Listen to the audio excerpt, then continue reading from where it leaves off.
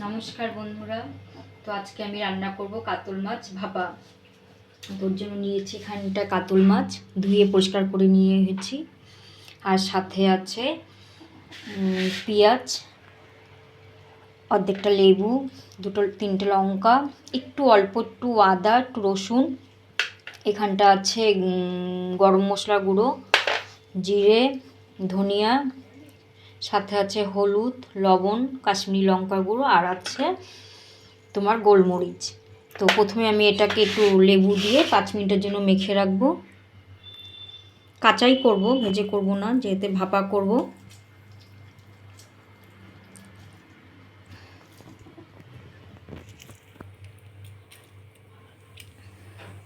এটাকে একটু লবণ দিয়ে মেখে রাখবো।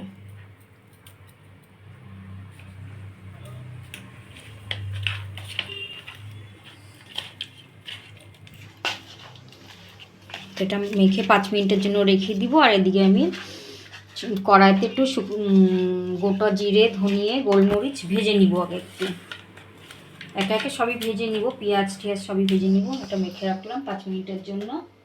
তো এবার আমি জিরে ধনিয়া ভেজে নিব। তো এদিকে আমি জিরাটা ঢেলে দিলাম, সাথে ধনিয়াটা ঢেলে দিলাম, আর কটা গোলমরিচ। তো একটু ঝালের জন্য এটা ভেজে নিব একটু হালকা। তো আমার মাছ কম আছে দেখে আমি অল্প অল্প ভেজে নিলাম। যার বেশি থাকবে সে একটু বেশি বেশি করে নিবে। তবে এটা ভেজে নিই একটু। মানে ভাজা হয়ে গেছে, মানে একটু করে ফাটা শুরু হয়ে গেছে। তেল ছাড়াই ভেজে নেবেন। তো হালকা ভেজে হয়ে গেছে ভাজা, নামিয়ে দিব। এবার এরপর পেঁয়াজটাও ভেজে নিব এখন একসাথে।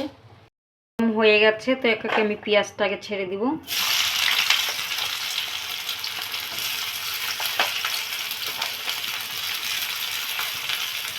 পেঁয়াজটা ছেড়ে দিলাম, সাথে আদা রসুনটাও ছেড়ে এবার লাল করে ভেজে নিব।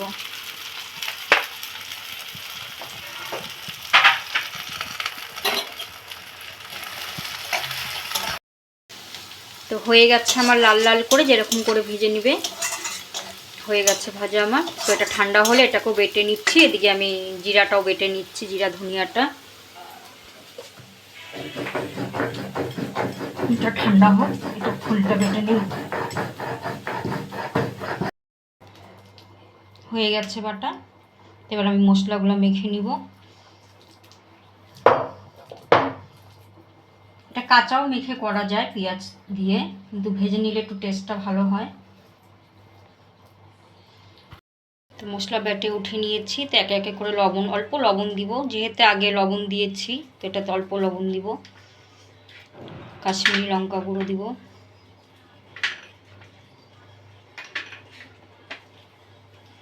আর দিব একটু হলুদ গুঁড়ো,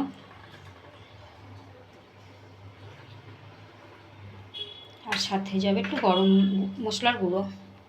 তো এটা গরম মশলার গুঁড়ো দিয়ে ধনেপাতাও পাতাও দিব একটু। তো ধনেপাতা পাতা সবসময় পাওয়া যায় না দেখে এখন ঠান্ডা ধনেপাতাটা পাতাটা দিয়েই করি। তো ধনেপাতা পাতা না দিলেও হয়ে যায়। আর এর মধ্যে দিয়ে দিব কাঁচা তেল।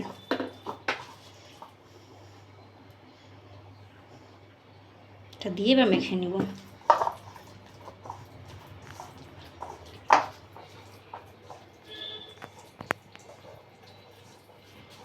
তো এটা মেখে নিলাম। তো এতে মাছটা যে মাখা আছে, তো এটাও ছেড়ে এর সাথে মেখে নিব।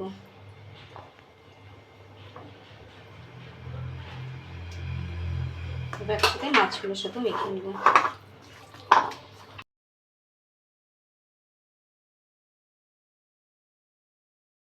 মাছটা মাখা হয়ে গেছে। এবার এক এক করে মাছটা বাটিতে বসিয়ে দিব।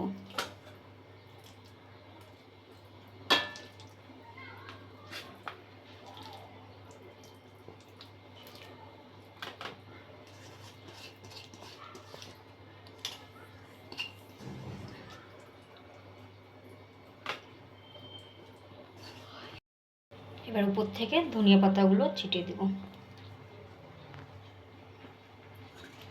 আর সাথে আর একটু কাঁচা তেল উপর থেকে দিয়ে দিব।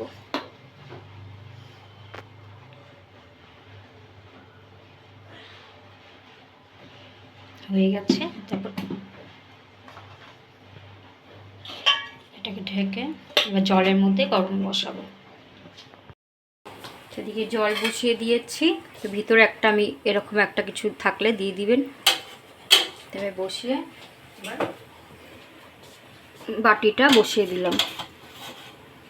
এটা বসিয়ে তারপর এখন এটাকে আধা ঘন্টার জন্য ভাপে রেখে দিব, হবে আধা ঘন্টা পর খুলবো। তো আধা ঘন্টা হয়ে গেছে, তো এবারটা নামিয়ে নিচ্ছি, দেখি আগে হয়ে গেছে কিনা।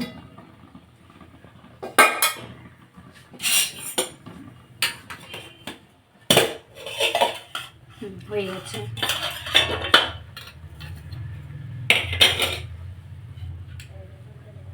তো নামিয়ে নিই, এটা হয়ে গেছে, যে নামিয়ে নিয়েছি। তো কেমন লাগলো আমার রান্নাটা অবশ্যই করে খেয়ে দেখবেন। তো আমার কাছে এটা ভালোই লাগে খেতে, আপনারা একটু বানিয়ে খেয়ে দেখবেন আর জানাবেন কেমন হয়েছে।